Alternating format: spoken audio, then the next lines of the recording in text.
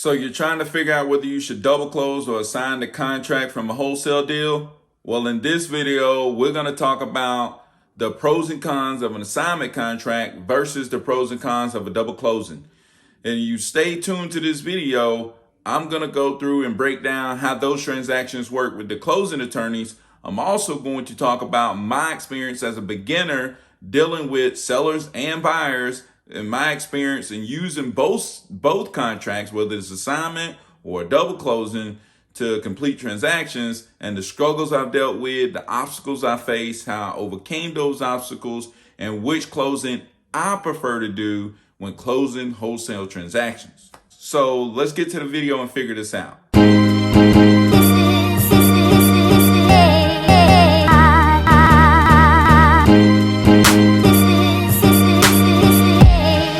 Hey guys, in this video, we're going to be talking about assignment contracts versus double closing. So when does that assignment contracts and double closing even come up in wholesaling?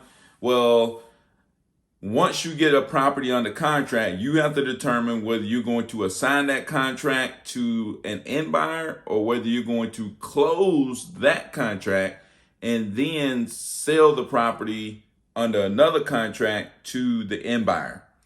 So first we'll go and talk about an assignment contract. So like I said before, you've already got the property under contract with the original purchase and sales agreement. If you don't know how to do that, I made a video talking about purchase and sales agreement contract. You can hit that link above and go check that video out. But the purchase and sales agreement just gives different clauses and kind of spells out what's all going to be involved in the transaction. Well, if you do an assignment contract, the assignment contract is basically going to say that your end buyer is going to take your place in the original contract, and you're going to step out of the contract, and you're going to step out of the contract for a certain fee, right? And that's going to be spelled out in the assignment contract that you fill out with the end buyer. Well, so you fill out your purchase sales agreement and you have your assignment contract with the end buyer. You'll take those two contracts and you'll send that to the attorney's office or the title company, depending on which one your state has. And once the title company has those two contracts, if it's an assignment contract, they're going to be contacting the property owner, the seller, and they're going to be contacting the end buyer, and they're going to be basically just talking to those two and getting their information because you have stepped out of the transaction, right? At that point, you're just waiting for the contract to close because you stepped out for a fee.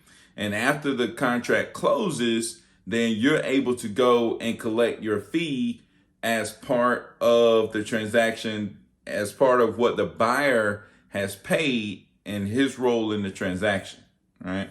So that's how you do an assignment contract, and that's how it kind of works with the attorney's office. So in a double closing, you're going to have the original contract that you have between you and the property owner, which is the A to B contract. And A is the property owner and B is you, the wholesaler. And then you're going to have a B to C contract, which B is once again you, the wholesaler, and C is your end buyer, right?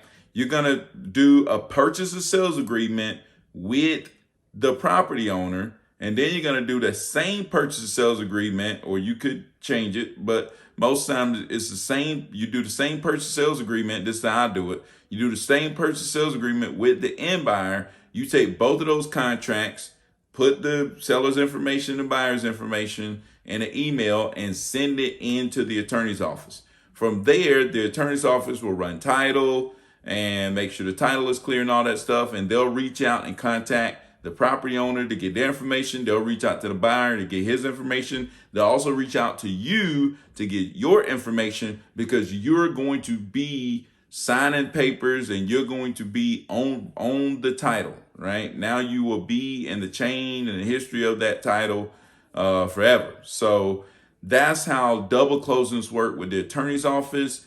When you go in for the closing, the seller, sometimes if they're doing pass-through double closing, the buyer will show up and sign off first so that the funds can be dispersed. And then the seller will show up and sign, and you will show up usually while the seller is there, and you will go ahead and sign like you're buying the property from them. And then you will immediately sign the papers to then sell that property and transfer that title over to your end buyer on the closing date.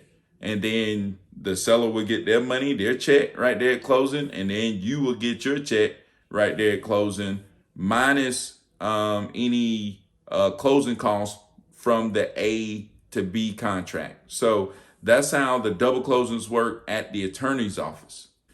Hey guys, I wanted to break into the video real quick to let you guys know that I appreciate you checking out the video, and I want you to comment below and let me know what content I can bring you that's going to bring more value to you and it's going to help you begin your wholesaling journey. To me, it's all about the beginners. It's all about helping people get started. So how can I help you get started? What can I bring to you that's going to help you get started? This summer, I'm going to try to do a little mentorship or whatever to try to help people. But let me know what I can do to bring you value and help you get started.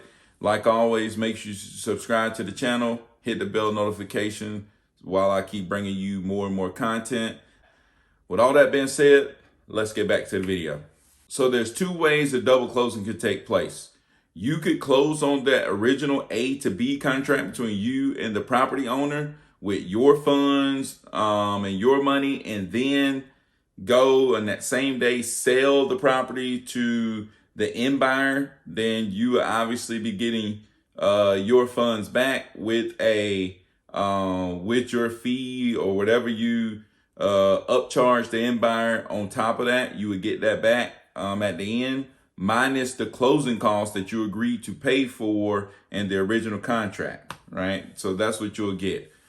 Or you can use, and some attorney offices do this and some don't, you can use what they call pass-through funding, where and if the attorney's office does this, you just ask them, hey, do y'all do double closing where, you know, the end buyer's fund is used to close the A to B contract, right? That means that you don't have to bring any money. The end buyer is going to bring the money, and his money is going to be used to close the A to B contract between you and the property owner. And the B to C contract is where you're going to get the remainings of that first closing coming to you, and in exchange, you're deeding the property over to the end buyer, right?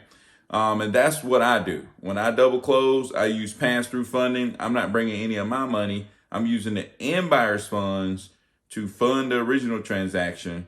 And then the leftovers of that is coming to me, and the end buyer is going to be deeded the property, right? It's called pass-through transactions. You can ask, you know, the attorney's office, hey, do y'all use the end buyer's funds to fund the A to B contract, which means the contract between you and the seller, which means you won't be bringing any money.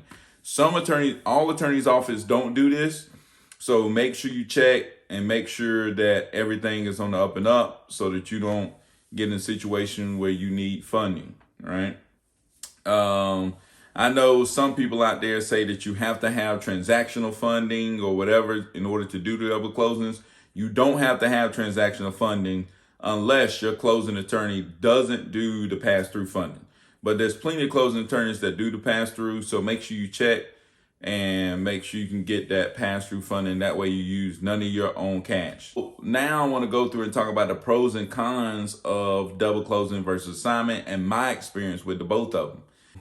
I'll talk about the assignment contract. So in the assignment contract, the reason that people do assignment contracts is because they don't want to be charged for closing on the A to B contract. They don't want to be charged extra money or any money coming out of their fee. That's the main reason why people use assignment contracts, and it's easy, right? And you step out of the transaction and you just let the transaction happen, and you just come and pick up your check and walk out the door. That's why people do assignment contracts. However, when you do assignment contracts, the end buyer is going to know how much you're making.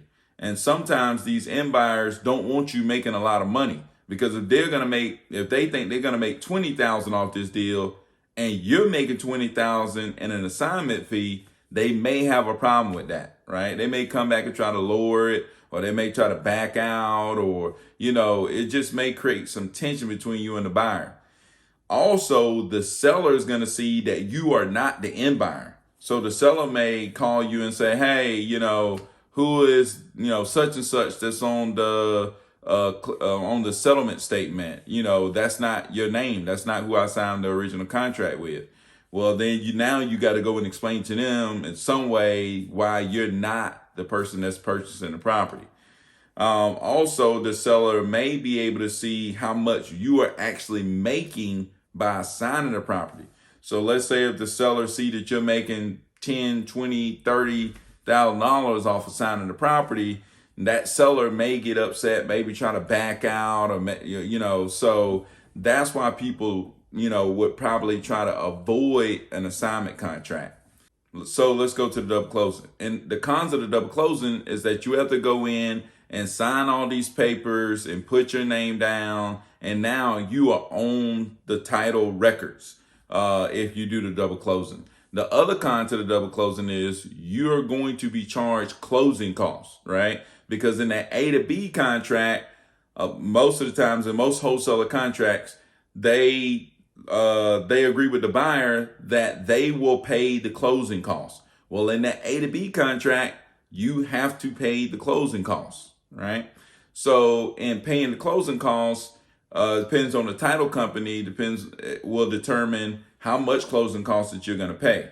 So, you may want to check with your title company to figure out, or your attorney's office to figure out, hey, how much will it cost if I'm double closing on a property? How much is it going to cost? What fees are associated, whatever. What I've paid is anywhere between $300 to $700 to do a double closing, which I don't think is very bad when you're making $5 to $10 to $20 to $30,000. So I don't see that as a big con. But the pros of a double closing is that, one, the seller actually see you as the person who's purchasing the property. The seller also doesn't see that you're making money off of that transaction, right? The seller doesn't see that you're making money. They only see that you're paying for the property and that you're closing on the property. Likewise, the buyer doesn't see how much you have bought the property from the seller for. So the buyer never sees the A to B contract, right? Just like the seller never sees the B to C contract where you're selling it to the end buyer. So I like the double closing personally because it keeps everybody in their own lane. The seller doesn't know anything about the end buyer. The end buyer don't know anything about what's going on with the seller as far as who's getting what money. And I think that keeps everything kind of clean and kind of smooth. And you don't have to worry about people get upset about what's going on in your lane where you're making money. A lot of wholesalers, big time wholesalers in the industry, they usually go with the rule of, hey, if it's 10,000 or below, you can assign the contract. And if it's above 10,000, you may want to consider doing a double closing, because if it's above 10,000, a lot of times you have, sellers may see that and be like, whoa, this person is getting 15,000. What is that going to? Or the buyer may be like, wow, you're charging me $15,000, to purchase this property or whatever. So, that's what some people in the industry say. I always try to double close if I can, unless I feel real comfortable with the buyer, and feel real confident that the seller really doesn't care, that they really just want to sell the property, right? So that's double closing versus assignments, the pros, the cons. Like I said, I prefer double closings because I feel like that creates more security for me. I know that everybody's going to stay in their lane. I know that that's one less thing I got to worry about that's going to screw up the deal. And as a beginner, I found that my double closings work a lot smoother than my assignment contracts. When I've done assignment contracts before, I've had people, contact me about, why is this person on the contract? Because, the end buyer's on the contract. I had end buyers say, hey, I didn't know that fee was that high. So there's complication that come with assignment contracts, and double closing never had that issue. So that's why I like double closings. I don't mind paying a little bit more in order to have that security and to have everybody stay in their own lane. So bam, there you go, guys. The double closing versus assignment contracts. I'm on the side of the double closings. There's others that do only assignment contracts. You just have to figure out what works best for you, but at least you know now how both of them work and how the transactions work when it comes to dealing with the attorneys in the closing office. So, like always, make sure you like, comment, and subscribe to the channel. And until next time, peace.